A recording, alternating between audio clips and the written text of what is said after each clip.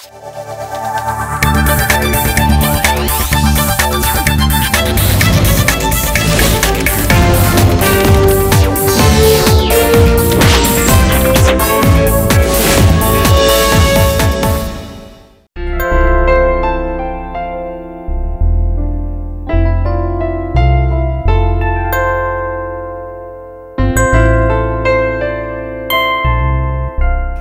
ശിശുവാകുന്നു.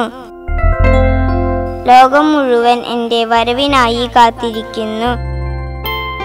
ഞാൻ എന്തായിരിക്കുമെന്ന് ഭൂമി മുഴുവൻ താൽപര്യപൂർവ്വം നോക്കിയിരിക്കുന്നു. ഞാൻ എന്തായിരിക്കുമോ അതായിരിക്കും നാളത്തെ ലോകം. ഞാൻ എന്തായിരിക്കുമോ അതായിരിക്കും നാളത്തെ ലോകം.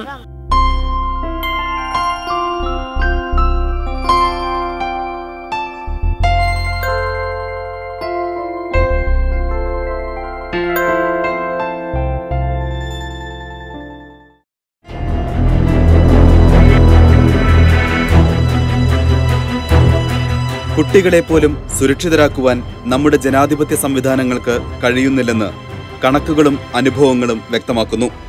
കുട്ടികളുടെ സംരക്ഷണം ഭരണഘടനയിലൂടെ ഉറപ്പുവരുത്തിയിട്ടും ഒട്ടേറെ നിയമങ്ങൾ നിർമ്മിച്ചിട്ടും നിർഭയം, സുതാര്യം, ജാഗ്രത എന്നൊക്കെ ആവർത്തിച്ച് പദ്ധതികൾ തയ്യാറാക്കിയിട്ടും കുട്ടികളുടെ കണ്ണുനീർ തോരുന്നില്ല.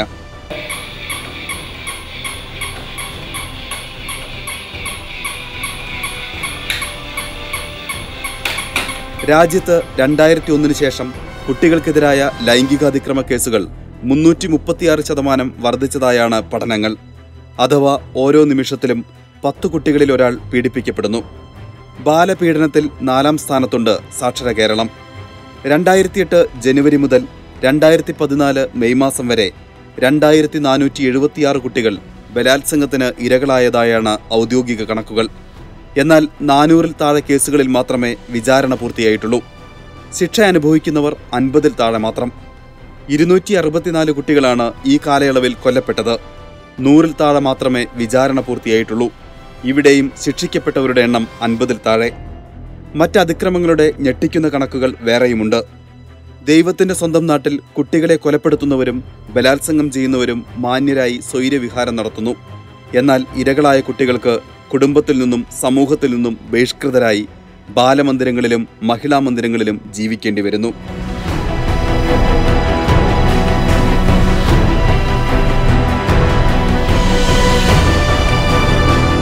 %95 കുട്ടികളും പീഡനമേറ്റുവാങ്ങിയത് അന്യരിൽ നിന്നല്ല, അച്ഛനടക്കമുള്ള അടുത്ത ബന്ധുക്കളിൽ നിന്നും, അധ്യാപകരിൽ നിന്നും, അയൽവാസികളിൽ നിന്നുമാണ്.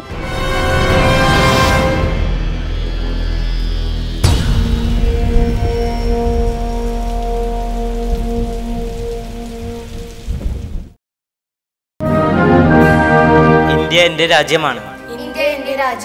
എല്ലാ ഇന്ത്യക്കാരും എൻ്റെ സഹോദരി സഹോദരന്മാരാണ്. ഞാൻ എൻ്റെ രാജ്യത്തെ സ്നേഹിക്കുന്നു. സമ്പൂർണവും വൈവിധ്യവും പൂർണ്ണമായ അതിൻ്റെ പാരമ്പര്യത്തെ ഞാൻ അഭിമാനം കൊള്ളുന്നു.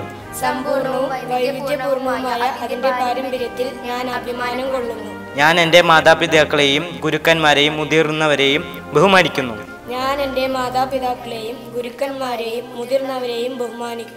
ഒരേ കുട്ടി തന്നെ എന്താ വരുന്നതെന്ന് ചോദിച്ചു കഴിഞ്ഞാൽ, ഒന്ന് ഭീഷണി. കാരണം അമ്മ എന്തെങ്കിലും ചെയ്യും, അല്ലെങ്കിൽ ഈ കുട്ടികളെ സ്കൂളിൽ പറഞ്ഞു കൊടുക്കും. ചെറിയ കുട്ടികളെ അതൊക്കെ തന്നെ മതി. അവരെന്തെങ്കിലും കുഞ്ഞിയെ തെറ്റ് കണ്ടിട്ടെങ്കിൽ ആ കാര്യം പറഞ്ഞ് വീണ്ടും റിപ്പീറ്റ് ചെയ്തിട്ട് അവരെ ഭീഷണിപ്പെടുത്താം. അങ്ങനത്തെയാണ് വീണ്ടും വീണ്ടും ചെന്ന് ഇതാവുന്നത്. പിന്നെ വേറൊന്നും അവർക്ക് അറിയില്ല, എല്ലാവരും ഇങ്ങനെ ചെയ്യുന്നുണ്ട് എന്നാണ്. വേദനിച്ചിട്ടുണ്ടെങ്കിൽ എങ്ങനെയും അത് പുറത്തു വരും. വേദന ആയിട്ടുണ്ടെങ്കിൽ മുറിവുകളും കാര്യങ്ങളൊക്കെ ആകുമ്പോൾ അച്ഛനമ്മമാരെ ശ്രദ്ധപ്പെട്ട് കഴിഞ്ഞാൽ അതാണ് ചില കേസുകളൊക്കെ ഇപ്പോൾ പുറത്തേക്ക് വരുന്നത്.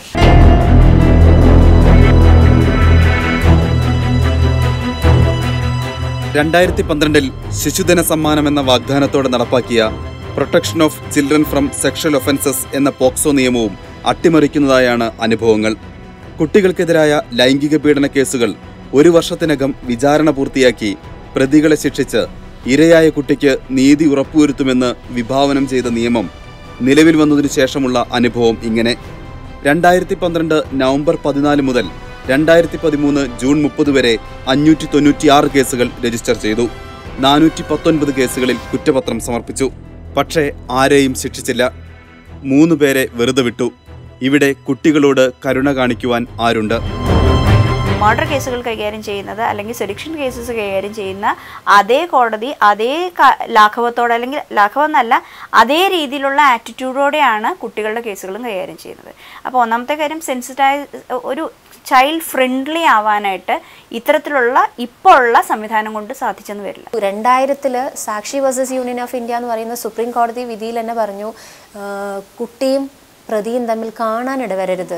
ആ കുട്ടിയുടെ മൊഴിയെടുക്കൽ പോലും വളരെ അടുത്ത സുഹൃത്തോ അല്ലെങ്കിൽ അമ്മയോ അടുത്ത് നിന്നിട്ട് വേണം എടുക്കാനായിട്ട്. പോലീസ് ഓഫീസർ അദ്ദേഹം യൂണിഫോം ഇട്ട് വന്ന് ഒരിക്കലും കുട്ടിയുടെ മൊഴിയെടുക്കരുത്, മൊഴിയെടുക്കാനായി കുട്ടിയെ സ്റ്റേഷനിലേക്ക് കൊണ്ടുപോകരുത് എന്നൊക്കെ കുറേ നിർദ്ദേശങ്ങൾ സുപ്രീം കോടതി മുന്നോട്ട് വെച്ചു. നമ്മൾ അതേപടി പോക്സോയിൽ അത് ആക്സെപ്റ്റ് ചെയ്തിട്ടുണ്ട്. പക്ഷെ ഇതൊക്കെ നടപ്പാക്കുന്ന ഒരവസ്ഥ വെച്ച് നോക്കുമ്പോൾ പലപ്പോഴും മജിസ്ട്രേറ്റുമാർ പോലും നിയമം അതിൻ്റെ സ്പിരിറ്റ് മനസ്സിലാക്കി കുട്ടിയോട് സംസാരിക്കുന്നുണ്ടോ, കുട്ടിയുടെ വിഷമം മനസ്സിലാക്കാൻ അവർക്ക് കഴിയുന്നുണ്ടോ എന്നുള്ളത് വലിയൊരു ഡിസ്കസ് ചെയ്യേണ്ട ഒരു വിഷയം തന്നെയാണ്. എന്നാൽ കുട്ടികളെ ലൈംഗികാതിക്രമങ്ങളിൽ നിന്ന് സംരക്ഷിക്കുന്നതിനും ജീവിക്കുവാനുള്ള അവകാശം ഉറപ്പുവരുത്തുന്നതിനും ഏറെക്കുറെ പര്യാപ്തമാണ് പുതിയ നിയമവ്യവസ്ഥകൾ. പെൺകുട്ടിക്ക് മാത്രമല്ല, ആൺകുട്ടികൾക്കും പുതിയ നിയമം തുല്യ പരിഗണന നൽകുന്നു. കുറ്റകൃത്യം റിപ്പോർട്ട് ചെയ്യപ്പെട്ടാൽ ഇരയുടെ മൊഴിയെടുക്കുന്നതു മുതൽ വിചാരണ വരെയുള്ള കേസിന്റെ ഓരോ ഘട്ടത്തിലും ശിശു സൗഹൃദമാകണമെന്നാണ് നിയമം അടിവരയിടുന്നത്. പെനട്രേറ്റീവ് സെക്ഷൽ അസോൾട്ട് എന്നുള്ളതിന് 7 വർഷം മുതൽ 10 വർഷം വരെ ജയിൽ ശിക്ഷ കിട്ടാവുമ്പോൾ, സെക്ഷൽ അസോൾട്ട് എന്ന് പറയുന്ന രണ്ടാമത്തെ വിഭാഗത്തിൽപ്പെടുന്ന ആൾക്ക് 5 മുതൽ 7 വർഷം വരെ ശിക്ഷ ലഭിക്കാം. ഇനി ഇതുകൂടാതെ കുട്ടികളെ ശല്യം ചെയ്യുന്നത്, നമ്മൾ സെക്ഷൽ ഹാരസ്മെൻ്റ് എന്ന പേരിൽ കുട്ടികൾക്കെതിരെ ആംഗ്യം കാണിക്കുക, ശല്യം ചെയ്ത് സംസാരിക്കുക, ലൈംഗികമായ ഭാഷയിൽ അധിക്ഷേപിക്കുക, ഇതിനെല്ലാം സെക്ഷൽ ഹാരസ്മെൻറ്റ് എന്ന രീതിയിൽ കണ്ടിട്ട് അതിന് 3 വർഷം വരെ ജയിൽ ശിക്ഷ ലഭിക്കാവുന്ന രീതിയിലാണ് പുതിയ നിയമം അനുസരിച്ച് വന്നിട്ട്. 5 വയസ്സുള്ളപ്പോഴാണ് മാതാപിതാക്കളും വാണിഭക്കാരും ചേർന്ന് എന്നെ വിറ്റ് കാശാക്കിയത്. പക്ഷെ 2 വർഷം പ്രതികളിൽ നിന്ന് അനുഭവിച്ചതിനേക്കാൾ വലിയ പീഡനമാണ് കോടതികളിൽ നിന്നും ഞാൻ അനുഭവിക്കുന്നത്. എന്നിട്ടും എന്നെ നശിപ്പിച്ചവർ ജാമ്യമെടുത്ത് വിലസുന്നു. കേരളത്തിലെ പ്രമാദമായ ഒരു പീഡന കേസിലെ പെൺകുട്ടി മുഖ്യമന്ത്രിക്ക് എഴുതിയ ഈ കത്ത് സമീപകാലത്ത് വാർത്തയായിരുന്നു. ഇതുതന്നെയാണ് ഇരകളായവരുടെ നിസ്സഹായത.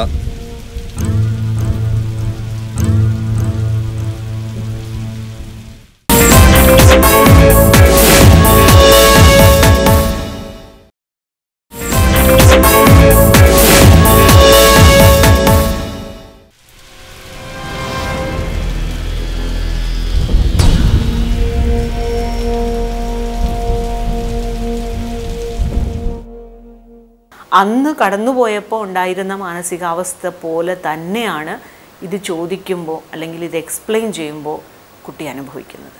അതുകൊണ്ടാണ് പലപ്പോഴും കുട്ടികൾ ഇങ്ങനെയുള്ള ഒരു സ്റ്റേറ്റ്മെൻറ്റ് കുട്ടി പറയേണ്ടതായിട്ട് വരുന്നത്.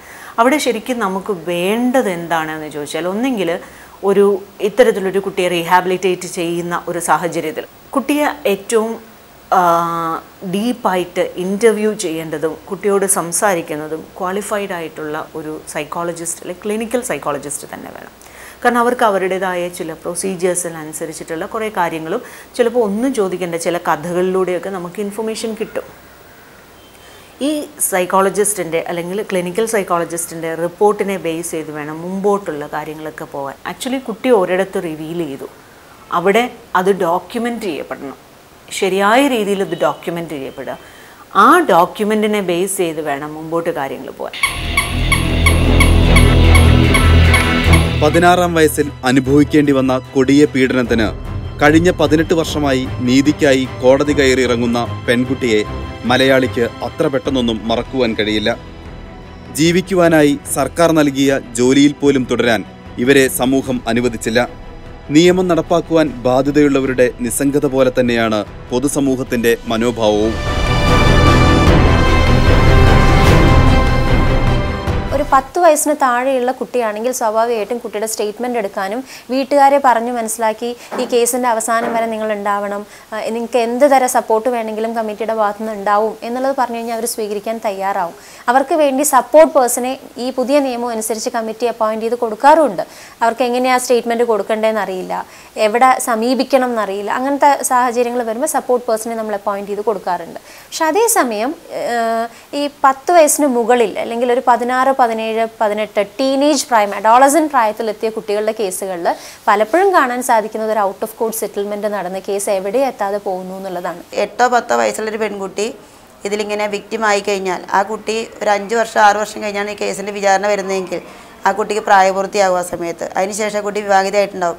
അപ്പോൾ തീർച്ചയായിട്ടും അന്ന് ഈ കുട്ടിക്ക് കേസുമായിട്ട് മുന്നോട്ട് പോകാനായിട്ട് യാതൊരു സന്തോഷം ഉണ്ടാവില്ല. കാരണം അത് ചിലപ്പോൾ അവളുടെ വ്യക്തി ജീവിതത്തിൽ തന്നെ ഇല്ലാതൊക്കെ അല്ലെങ്കിൽ അവളുടെ കുടുംബജീവിതം തകർക്കുകയോ ചെയ്യുന്നതുകൊണ്ട് അവൾ ഒരിക്കലും ഈ കേസുമായിട്ട് മുന്നോട്ട് പോകാനായിട്ട് താല്പര്യം കാണിക്കുന്നില്ല. വാക്കുകൾ കൂട്ടിച്ചൊല്ലാൻ വയ്യാത്ത കിടാങ്ങളെ, വാക്കുകൾ കൂട്ടിച്ചൊല്ലാൻ വയ്യാത്ത കിടാങ്ങളെ, ദീർഘദർശനം ചെയ്യും ദൈവജ്ഞരല്ലോ നിങ്ങൾ. വാക്കുകൾ കൂട്ടിച്ചൊല്ലാൻ വയ്യാത്ത കിടാങ്ങളെ, ദീർഘദർശനം ചെയ്യും ദൈവജ്ഞരല്ലോ നിങ്ങൾ.